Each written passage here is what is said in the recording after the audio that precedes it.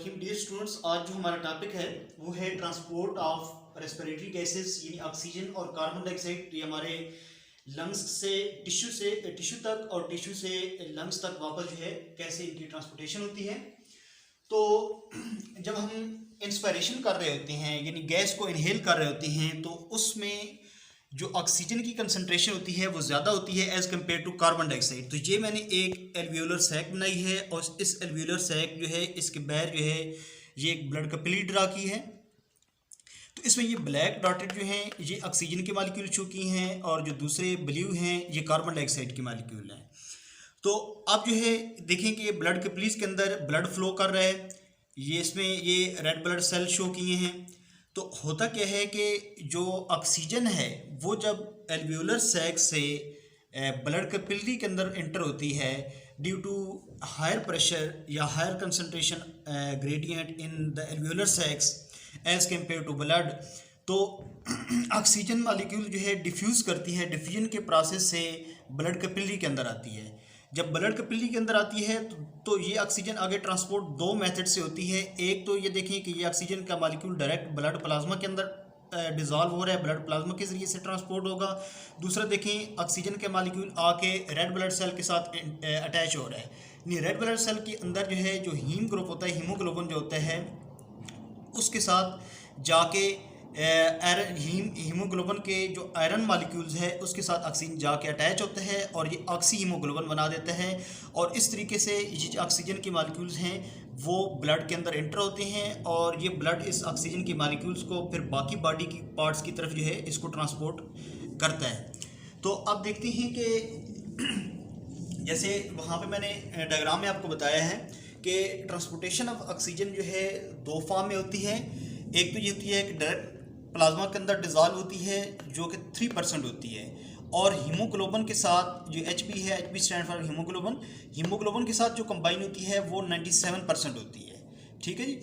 अब ये है कि एक टर्म है oxygen carrying capacity of the blood, यानी कि ब्लड कितनी ऑक्सीजन को कैरी कर सकता है। और इस actually it is the ability of haemoglobin to bind with oxygen molecules, कि हीमोग्लोबिन की कितनी एबिलिटी है ऑक्सीजन को अपने साथ बाइंड करने की, उसको कहते हैं oxygen carrying capacity of the blood. और it is directly proportional to the partial pressure of the oxygen molecule, यानी जितना ऑक्सीजन का प्रेशर ज़्यादा होगा इतनी हीमोग्लोबिन की एबिलिटी ऑक्सीजन के साथ बाइंड करने की ज़्यादा होगी और जितना ऑक्सीजन का प्रेशर कम होगा उतनी ही हीमोग्लोबिन की एबिलिटी जो है ऑक्सीजन के साथ बाइंड करने की कम हो जाएगी।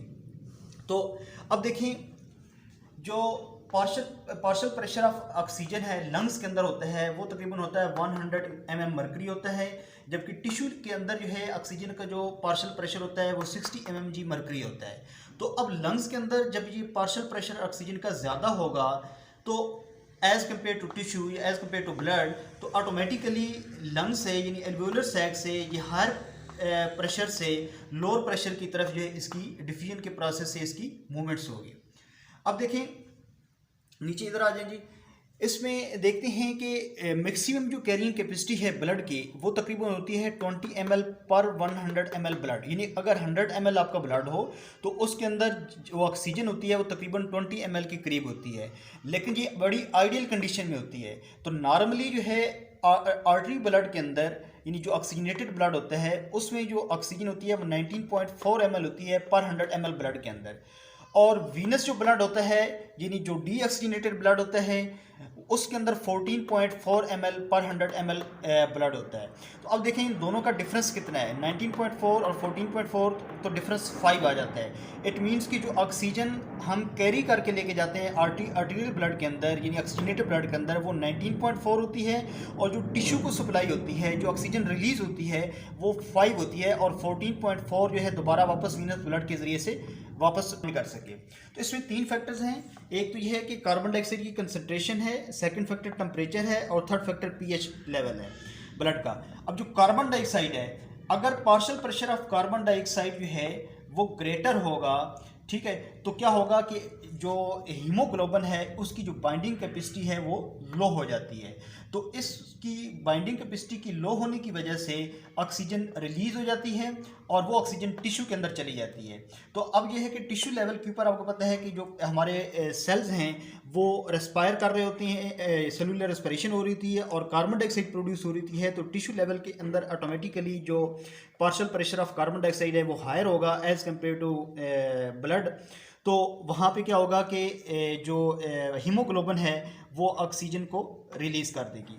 सेकंड देखें, टेम्परेचर है कि अगर टेम्परेचर हायर होगा तो जो बाइंडिंग कैपेसिटी है हीमोग्लोबिन की वो लो हो जाएगी, तो ऑक्सीजन ऑटोमेटिकली रिलीज हो जाएगी। इसकी एग्जांपल ऐसे है कि जैसे हम सपोज एक्सरसाइज कर रहे होते हैं तो जो हमारी टिश्यू ज़्यादा जो है वर्क कर रही होती है तो वहाँ पे उस एरिया का जो टेम्परेचर होता है वो ज़्यादा हो जाता है। तो टेम्परेचर ज़्यादा होने से उस एरिया के अंदर जितनी भी ऑक्सीजन होगी वो मैक्सिमम जल्दी जल्दी रिलीज़ होगी, क्योंकि वही ऑक्सीजन ने उस रेस्पिरेशन के प्रोसेस के दौरान जो है उसे यूज़ होना है और वहाँ पे एनर्जी प्रोड्यूस करनी होती है। उसके बाद पीएच लेवल को देखें तो ब्लड का जो पीएच लेवल है वो अगर कम हो जाता है due to release of proton या हाइड्रोजन आयंस, तो क्या होता है कि जो ब्लड जो बाइंडिंग कैपेसिटी है हीमोग्लोबिन की वो लो हो जाती है और वहाँ पे क्या होता है कि ऑक्सीजन जो है वो रिलीज हो जाती है। तो अब आगे देखें, यहाँ पे जब पीएच लेवल जो है लो होता है तो उससे जो हाइड्रोजन आयंस होती हैं या प्रोटॉन जो होती हैं वो हीमोग्लोबिन के साथ अटैच होते हैं और वो HHB यानी कि बना देती हैं, इन हीमोग्लोबिन के साथ हाइड्रोजन अटैच हो जाती हैं, जिसकी वजह से जो हीमोग्लोबिन की एबिलिटी है ऑक्सीजन के साथ बाइंड करने की वो डिक्लाइन हो जाती है और ऑक्सीजन रिलीज हो जाता है। अब देखें, मैंने आपको बताया था कि एक तो प्लाज्मा के अंदर ऑक्सीजन डायरेक्टली डिज़ोल्व हो जाती है डिफीन के प्रोसेस से, दूसरा ये है कि हीमोग्लोबिन के साथ अटैच होती है जो 97% ऑक्सीजन रिलीज़ होती है। तो यहाँ पे देखिए मैंने एक इक्वेशन जो है लिखी है कि हीमोग्लोबिन जो है वो जब ऑक्सीजन के साथ बाइंड करती है तो उसमें कौन सा एंजाइम जो है इन्वॉल्व है, कार्बोनिक एनहाइड्रेज इन्वॉल्व है जो कि ऑक्सीजन को हीमोग्लोबिन के साथ बाइंड करने में हेल्प करता है। तो एक हीमोग्लोबिन का जो मॉलिक्यूल है उसमें 4 ऑक्सीजन मॉलिक्यूल अटैच हो सकते हैं और इस तरह ये हीमोग्लोबिन जो है ऑक्सी हीमोग्लोबिन बनाता है, यानी Hb4O2 यानी कि 4 ऑक्सीजन की मॉलिक्यूल इसके साथ अटैच होंगे। और यही जो 4 ऑक्सीजन की, अच्छा ये कहाँ पे प्रोसेस हो रहा है, ये हो रहा है लंग्स से जब ब्लड जो इंटर होता है ब्लड कैपिलरीज के अंदर, तो वहाँ पे ये ऑक्सीजन के मॉलिक्यूल जब हीमोग्लोबिन के साथ अटैच होता है तो वहाँ पे ये प्रोसेस हो रहा है कि ये ऑक्सी हीमोग्लोबिन बन रहा है।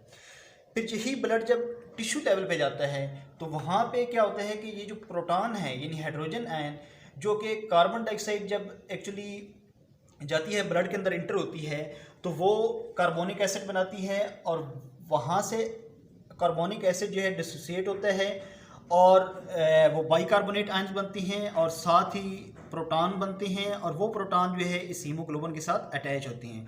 जब ये जैसे ही हीमोग्लोबिन के साथ अटैच होती हैं तो हीमोग्लोबिन अपने साथ जो ऑक्सीजन को जिसको बाइंड किया होता है वो ऑक्सीजन रिलीज हो जाती है, ठीक है। और इस तरीके से ये ऑक्सीजन जब रिलीज होती है तो ये ब्लड से किधर जाती है, ब्लड प्लाज्मा के अंदर, ब्लड प्लाज्मा से टिश्यू फ्लूइड के अंदर और फिर सेल के अंदर चली जाती है। तो ये डायग्राम मैंने बनाई है, एक हीमोग्लोबिन का एक मॉलिक्यूल की डायग्राम बनाई है। इसमें देखिए यहाँ पे 4 ऑक्सीजन की मॉलिक्यूल्स अटैच हैं, ठीक है, और ये इसको कहते हैं ऑक्सी हीमोग्लोबिन। और यही ऑक्सी हीमोग्लोबिन जो है जब ये जो प्रोटॉन देखें यानी हाइड्रोजन आयंस आ रहे हैं तो ये जो प्रोटॉन हैं ये जब हीमोग्लोबिन के चेन के साथ आके अटैच होते हैं तो हीमोग्लोबिन की जो एबिलिटी होती है ऑक्सीजन के साथ बाइंड करने की वो लूज़ हो जाती है, डिक्लाइन हो जाती है, जिसकी वजह से ऑक्सीजन मॉलिक्यूल्स इसको यहाँ से रिलीज़ हो जाएंगे और ये ऑक्सीजन मॉलिक्यूल ब्लड प्लाज्मा के अंदर चले जाएंगे। फिर ब्लड प्लाज्मा से पार्शियल प्रेशर की वजह से वहाँ से रिलीज़ होके टिश्यू फ्लूइड के अंदर आ जाएंगे। चूँकि ऑक्सीजन का जो लेवल है, जो पार्शियल प्रेशर है वो टिश्यू फ्लूइड के अंदर कम होता है, जो जैसे कि मैंने आपको बताया कि 60 mmHg मर्करी होता है, जबकि ब्लड के अंदर जो है वो 100 mmHg मर्करी होगा। तो ऑटोमेटिकली वो हायर प्रेशर से लोअर प्रेशर की तरफ जाएगा, तो टिश्यू फ्लूइड से फिर वो सेल के अंदर जाएगा और इस तरीके से ऑक्सीजन जो है सेल के अंदर सेलुलर रेस्पिरेशन में यूज़ हो जाएगी।